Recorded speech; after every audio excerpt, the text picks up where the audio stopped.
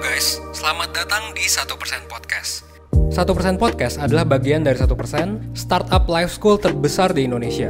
Dalam podcast ini kita bakal ngebahas topik-topik seputar kesehatan mental, pengembangan diri, serta edukasi life skills dengan tamu yang handal di bidangnya.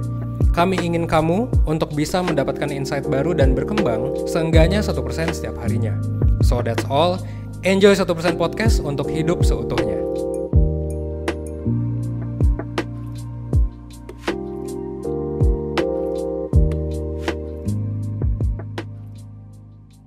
Hai Perseners, balik lagi di 1% Podcast bareng aku Arlin, mentor dari 1% yang kali ini akan jadi host kalian pada podcast episode ini. Nah, gimana nih kabar teman-teman Perseners? Semoga semuanya sehat-sehat ya. Kali ini kita bakal ngobrolin suatu topik yang seru banget dan aku yakin ini sangat relatable banget. Tapi aku tidak sendiri hari ini karena hari ini aku ditemenin sama Kak Andrea. Hai Kak Andrea. Halo Perseners, halo Kak Arlin. Hai. Nah, Perseners, Kak Andrea ini juga salah satu mentor dari 1% loh, betul Kak? Betul, bareng sama Kak Arlin ya. Yes, benar.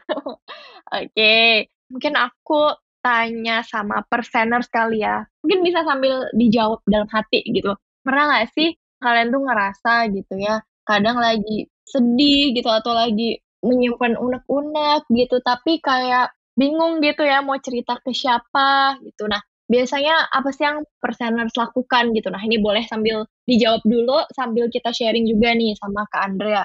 Kalau dari Kak Andrea sendiri, pernah nggak sih punya pengalaman kayak gitu? Kayak misalnya lagi sedih, tapi nggak ada yang bisa nemenin, terus kadang suka ngerasa kesepian gitu, kayak bingung, aduh cerita sama siapa ya? Mau sama yang ini, takut nanti misalnya diomongin lagi atau apa. Punya nggak Kak pengalaman yang kayak gitu?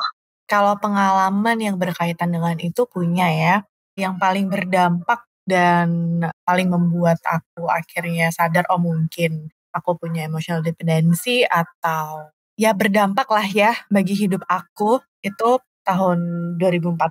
Jadi waktu itu ceritanya aku lagi student exchange ke Jerman waktu itu. Dan pada saat itu aku sedang dalam proses adaptasi dengan lingkungan sekitar yang sangat berbeda dengan lingkungan di Indonesia ya. Terus pada saat itu juga lagi putus dengan pasangan, terus teman dekat di sana juga belum ada ya, masih awal-awal. Mau cerita ke orang tua juga sungkan karena ada ya nggak pengen ya mereka tahu kalau aku di sana nggak happy. Dan teman-teman juga waktu itu kan jamnya beda ya Kak Arlin. Jadi pada saat aku tidur, mereka bangun, aku lagi bisa untuk cerita, mereka udah jam istirahat gitu kan. Jadi pada saat itu aku merasa sangat kesepian dan di titik itu memang yang aku lakuin cuman berdoa dan berusaha untuk menyembuhkan diri sendiri. Jadi itu memang betul-betul dimana aku ngerasa aku harus mengandalkan diriku sendiri ya untuk maju terus ke depan. Itu apa ya, kebayang sih gimana sulitnya gitu ya, udahlah kita harus adaptasi sama lingkungan gitu kan, terus juga baru putus juga, jadi kayak Yes, combo. betul. Iya, combo banget nih. Kalau Kak Arlin gimana? Ada nggak pengalaman terkait itu? Kalau aku sih mungkin waktu ini ya, waktu awal-awal kerja gitu ya, aku kan dulu selesai SMA tuh kayak langsung kerja gitu kan. Sebenarnya itu emang pilihanku sih, aku yang pengen gitu, tapi dari situ aku tuh ngerasa kayak, duh bener kayak tadi kata Kak Andre gitu, lingkungan baru, nggak punya teman dekat gitu ya, belum punya teman dekat, terus mau reach teman-teman yang zaman sekolah dulu, tapi mereka juga lagi sibuk-sibuknya sama perkuliahan gitu, jadi kayak, oh rasanya ternyata gini ya, kayak nggak punya siapa-siapa, terus ngerasa sendiri gitu sih, dan itu rasanya gak enak banget ya, Kak. Yes, itu nggak enak banget sih. Kayak bener-bener, oke, harus bisa mengandalkan diri sendiri gitu. Iya, benar. Oke, Kak, tadi tuh Kak Andrea sempat nyinggung tentang emotional dependency. Nah, sebenarnya itu apa sih, Kak? Mungkin Perseners di sini pernah denger juga, tapi biar lebih jelas, sebenarnya apa sih, Kak, emotional dependency itu? Oke, jadi emotional dependency itu ketika kita merasa tidak punya kontrol dan merasa nggak nyaman nih. Misalnya kita sedang tidak berada dengan sesosok orang yang bisa kita sayangi, dekat dengan kita lah intinya gitu ya, significant other. bisa sahabat juga gitu, nggak mesti ke arah partner ya pasangan. Nah, lalu kita juga sulit untuk bisa melepaskan diri dari hubungan ini, gitu. Meskipun perilaku orang ini itu sudah nggak baik sebenarnya atau sebenarnya toksik sehingga mengganggu kesehatan mental kita. Bisa juga kita tuh merasa inferior, seakan-akan orang ini itu punya kontrol penuh akan diri kita. Itu sih Kak Arlin kira-kira. Ya mungkin ini kali ya sekarang yang lagi sering disebut tuh, misalnya lu bergantung banget sih sama dia, kayak gitu kali ya. Bergantung secara emosional sama orang lain, kayak gitu. Tapi bener sih, kadang emang kalau misalnya kita lagi pengen cerita atau lagi ngerasa kesepian gitu, tapi sebenarnya kayak kita nggak punya siapa-siapa gitu untuk bisa kita ajak sharing bareng, untuk kita bisa ajak cerita bareng, kayak gitu. Tapi kenapa ya Kak, itu tuh kayak selalu muncul pikiran kita tuh ketika kita lagi sedih, cerita deh sama orang gitu. Kenapa sih kita tuh bergantung gitu sama orang lain gitu. Padahal kan sebenarnya mungkin kita bisa loh, mengandalkan diri kita sendiri gitu. Tapi kenapa sih penyebabnya kita tuh cenderung bergantung sama orang lain, Kak? Kalau in general ya, kenapa kita cenderung untuk bergantung atau ingin berinteraksi dengan orang lain ya, bertukar pikiran gitu. Sebenarnya ada kaitannya juga nih sama kebutuhan kita. Jadi ada nih namanya hierarki kebutuhan Pak Maslow nih, Kak Arlin. Jadi ada seorang bapak namanya Pak Abraham Maslow. Dia tuh menjelaskan bahwa motivasi manusia itu didasarkan pada pemenuhan kebutuhan-kebutuhan. Nah, dibikinin nih piramidanya gitu, ada 5.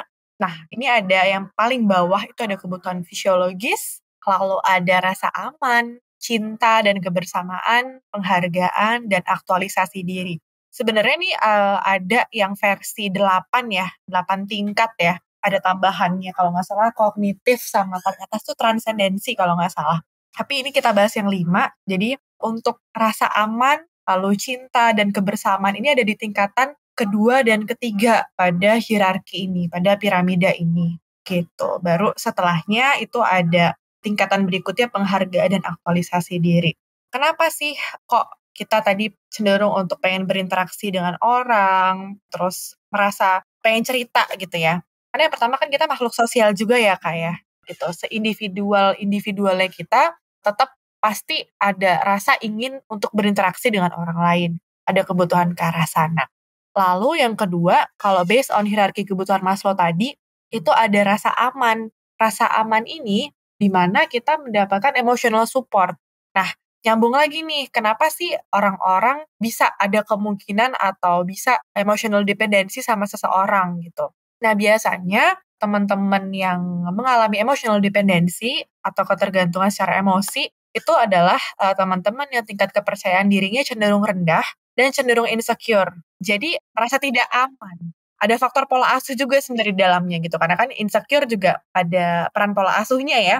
Jadi kita merasa tuh nggak nyaman. Nah, ketika ketemu dengan seseorang yang kita anggap nyaman, secara emosi kita merasa aman, kita mendapatkan support, pasti kita enak dong, ada dalam zona nyaman dong, ya kan?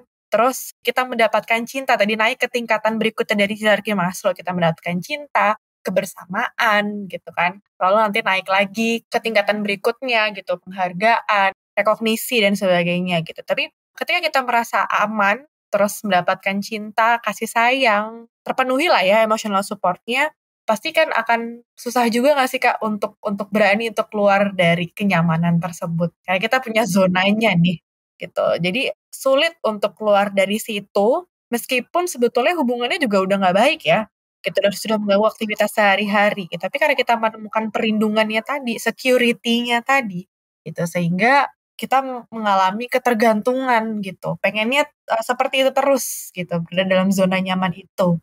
Bener sih aku setuju karena kadang ngerasa udah enak gitu ya, kayak udah nyaman, kayak udah nemuin orang lain yang bisa bikin kita ngerasa aman, nyaman. Tapi sebenarnya ketika kita terlalu bergantung sama orang lain gitu ya secara emosional, itu sebenarnya kan pasti akan ada ya Kak dampaknya. Kayak tadi aja deh gitu. Sebenarnya tahu gitu hubungannya udah nggak sehat, tapi ngerasa kayak, duh kalau nggak sama dia nanti sama siapa gitu ya. Karena selama ini udah ngerasa kayak zona nyamannya itu walaupun tahu sih hubungannya nggak sehat gitu. Nah pasti aku percaya juga itu akan ada dampaknya gitu. Nah, biasanya dampaknya tuh apa aja sih Kak kalau misalnya kita tuh terlalu bergantung gitu sama orang lain secara emosional khususnya?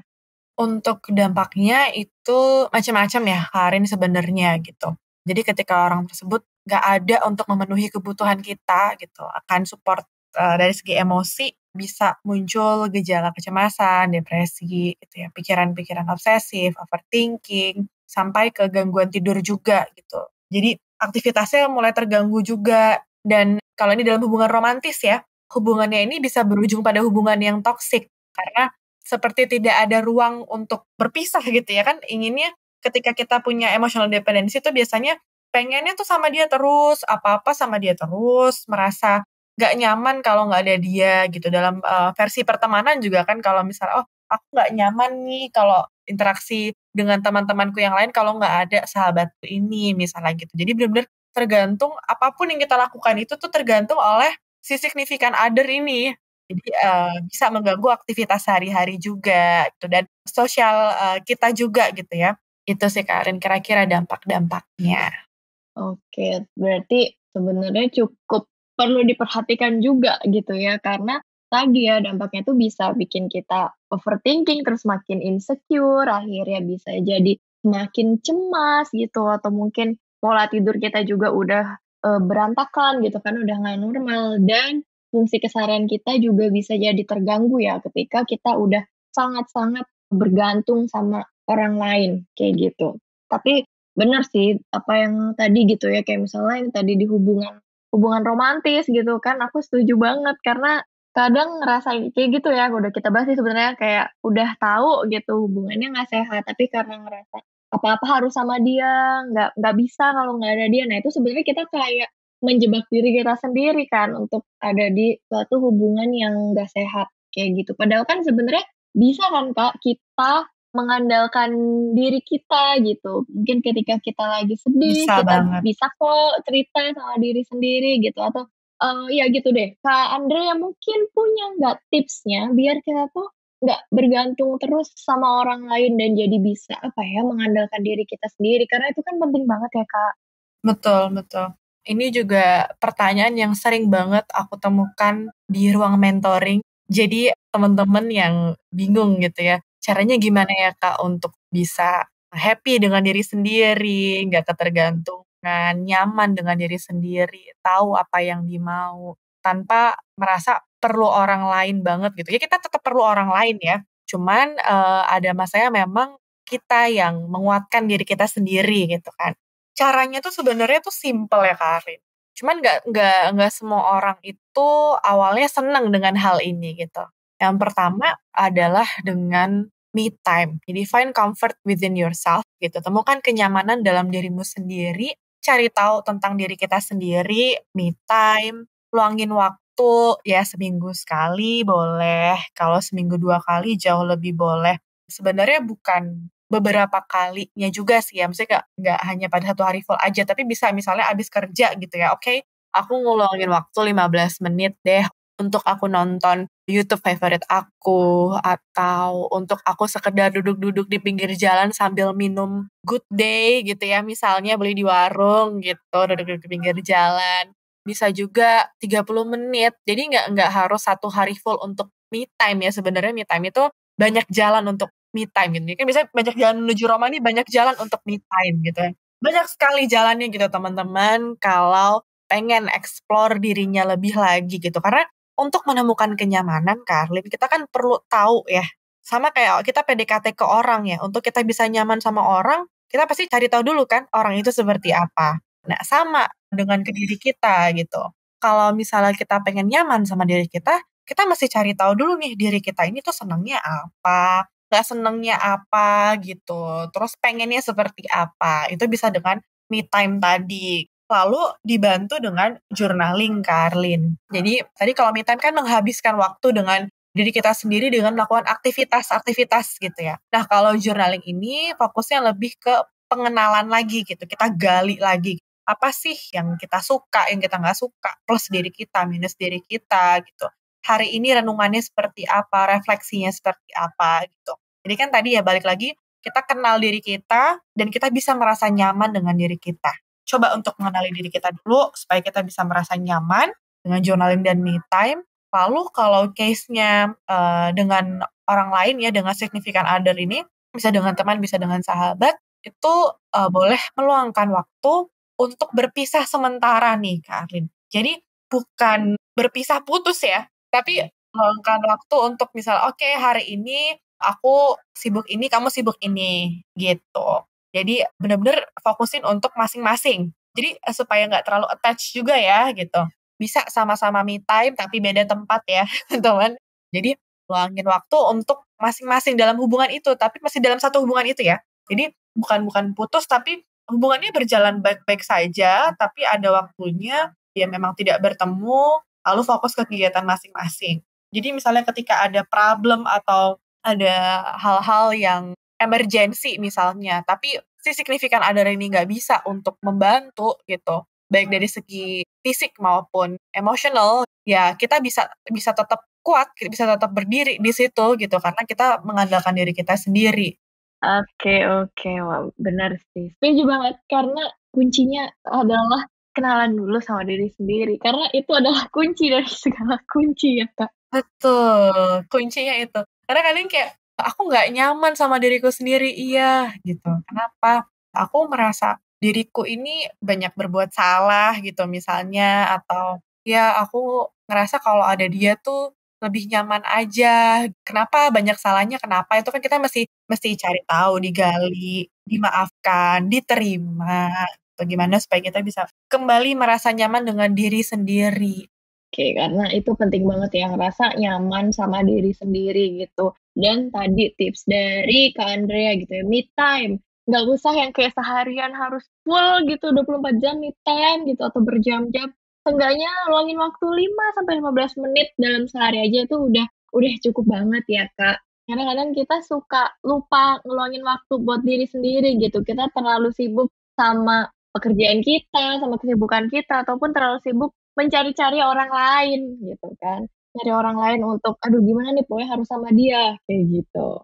Oke, nah gimana nih Perseners? Mungkin PR juga ya buat Perseners cari tahu, kenalan lagi sama diri sendiri. Sukanya apa gitu, yang bikin kegiatan-kegiatan yang bikin happy apa gitu, dan jangan lupa luangin waktu untuk diri sendiri gitu, untuk apa ya, nggak ketemu dulu mungkin sama pasangannya atau sama temennya, fokus menikmati waktu sendiri-sendiri dulu, itu juga boleh untuk dilakukan.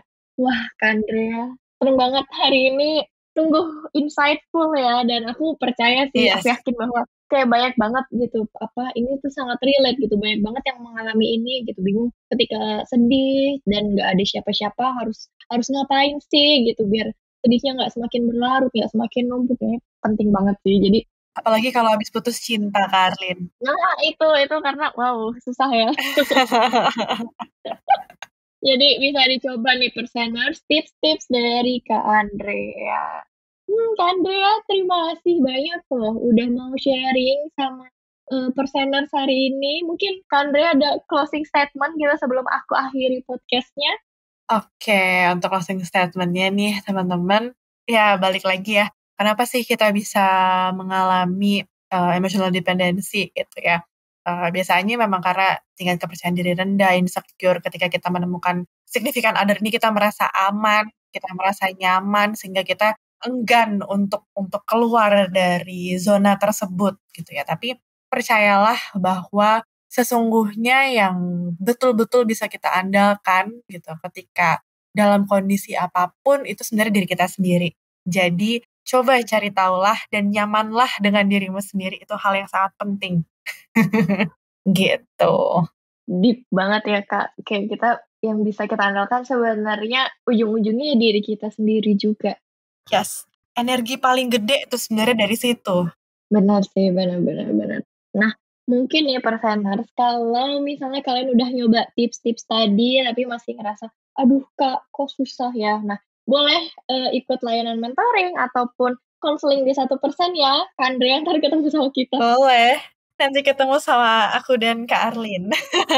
Iya, atau boleh juga kalau mau cari informasi tentang pengembangan diri, kesehatan mental, bisa cek di Instagramnya @1%official dan juga YouTube-nya 1%. Dan makasih banyak loh Kak Andre udah mau sharing bareng Perseners hari ini.